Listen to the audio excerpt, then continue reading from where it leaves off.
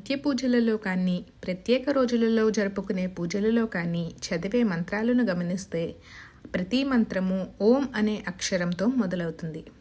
మరి పురాణాల ప్రకారం ఈ ప్రణవ బీజ మంత్రం ఎలా సృష్టింపబడినది, దాని యొక్క వేరువేరు అర్థాలు, ఓంకారం యొక్క చిహ్నము, దాని ప్రాధాన్యత మరియు ఈ ఓంకారాన్ని నిత్యము ఉచ్చరించడం వలన కలిగే లాభాలను ఒక చిన్న కథను కూడా అనుసంధానించి ఈ ఆధ్యాత్మిక విషయాలన్నిటినీ కూడా అందరికీ అర్థమయ్యే రీతిలో క్లుప్తంగా తెలుసుకుందాము. అందరికీ నమస్కారం. నా పేరు మాధురి. పెద్దల బాలశిక్ష ఛానల్కు స్వాగతం. పురాణాల ప్రకారం చూసినట్లయితే కనుక పరమశివుడు నటరాజస్వామి రూపములో శివతాండవం చేస్తుండగా అతని ఢమరుకం నుంచి వెలువడిన శబ్ద తరంగాల నుంచి అనేక అక్షరాలు పుట్టుకొచ్చాయట. ఆ అక్షరాలన్నిటినీ ఆధారంగా చేసుకుని రూపొందించబడిన భాషే సంస్కృతం. మరి ఆ ఢమరుకం నుంచి వచ్చిన మొదటి అక్షరమే ఓంకారం అని చెబుతారు. అందుచేతనే ఓంకారాన్ని సృష్టికి మూలంగా భావిస్తూ ప్రణవ మంత్రం అని కూడా చెబుతారు. అదే విధముగా వేదాల ప్రకారం చూసుకుంటే 108 ఉపనిషత్తులలో అతి చిన్నదైన కేవలం 12 మంత్రాలతో కూడిన మాండూక్య ఉపనిషత్తులో ఓంకారం గురించి చెప్పబడినది. త్రేతాయుగములో ఆంజనేయ స్వామి రాములవారిని ఆశ్రయించి ముక్తి ప్రసాదించమని కోరగా రాములవారు హనుమంతుడిని మాండోక్యోపనిషత్తు పఠిస్తే ముక్తి కలుగుతుంది అని తెలియపరిచారట. అటువంటి గొప్ప ఉపనిషత్తులో ఓంకారం గురించి చెప్పబడినది. అదే విధముగా శ్రీకృష్ణుడు కూడా భగవద్గీతలో ఇత్యేకాక్షరం బ్రహ్మ వ్యాహరన్ మం అనుస్మరన్ యః ప్రయతి త్యజన్ దేహం సాయతి పరమం గతిం అనే శ్లోకం ద్వారా ఎవరైతే బాహ్యబంధాలను విడిచిపెట్టి మనస్ఫూర్తిగా ఓం అనే మంత్రాన్ని స్మరిస్తారో వారు ఆత్మజ్ఞానం పొంది పరమాత్మను సులువుగా చేరుకోగలరు అని సెలవిచ్చారు. అందుచేతనే ఓంకారాన్ని మించిన మంత్రము లేదంటారు.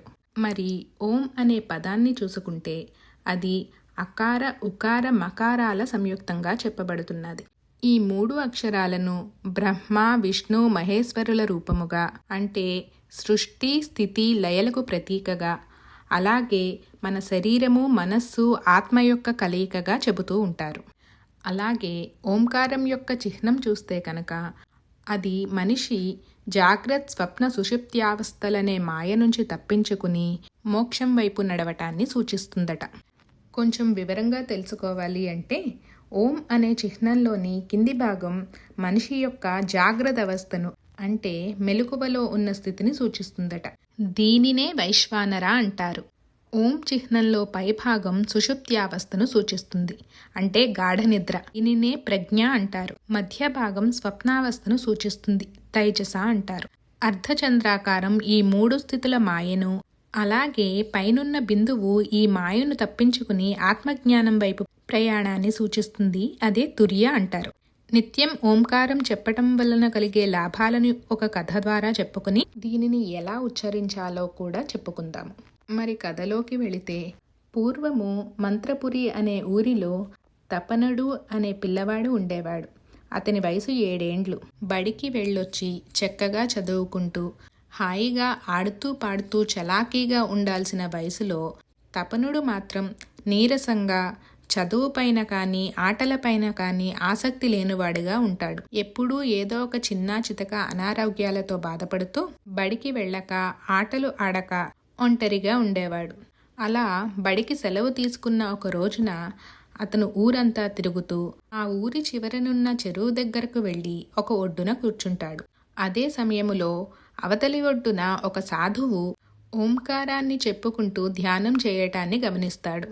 ఏ విషయముపైనా కూడా ఆసక్తి చూపించని తపనుడు ఆ సాధువు యొక్క ధ్యానాన్ని మాత్రము చాలా శ్రద్ధగా గమనిస్తాడు. దాని గురించి తెలుసుకోవాలని ఆసక్తి కలిగినా అట్టే మాట్లాడే స్వభావము కాకపోవటం వలన గమ్మును ఇంటికి వెళ్ళిపోతాడు. మళ్ళీ మరునాడు చెరువుగట్టుకు చేరగా ఆ రోజు కూడా సాధువు సాధన చేయడం గమనిస్తాడు. ఇలా ఒక 2-3 రోజులు చూసేటప్పటికీ తపనుడికి ఆ ధ్యానం గురించి తెలుసుకోవాలన్న కుతూహలము పెరిగి సాధువు దగ్గరకు చేరి వారు చేస్తున్న ధ్యానం గురించి తెలియచేయమని కోరుతాడు. అంతటా ఆ సాధువు తాను ఓంకారాన్ని ఉచ్చరిస్తున్నానని, ఓంకారం అనేది అకార ఉకార మకారాల సంయుక్తమని, అకార ఉకారాలను కలిపితే వచ్చే శబ్దం ఓగా మరియు బిందువు మకార ప్రతిధ్వని అని సాధువు వివరిస్తాడు.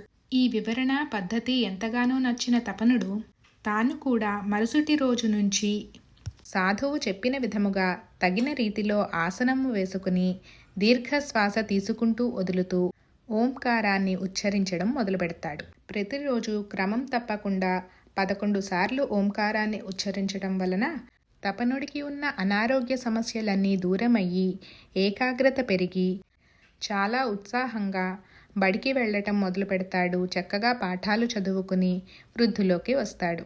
చూసారా నిత్యము ఓంకారం చేయటం వలన కలిగే లాభాలు?